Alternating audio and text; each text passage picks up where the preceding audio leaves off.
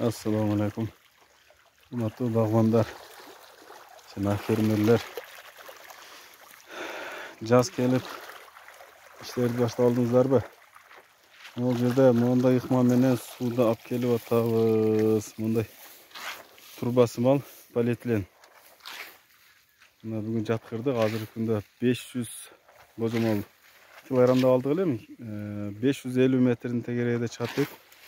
230 сомдон алдык биздин ар бир килограммын. Это 550 метр деп коер элем. Ошончо жерге жаткырып келдик. Өз негизи 550 метр тиги жактан бул жака. Биз бир суу карсак, ол арыкта потеря көп болуп калгандыгы үчүн азыр монтип алып келдик сууну. Урматтуу багбандар, сиздерге да биз сунуштайт элек, ушинтсеңиздер жакшы болот. Үнөмдүү болот, анан ушу адамдан тез келет экен.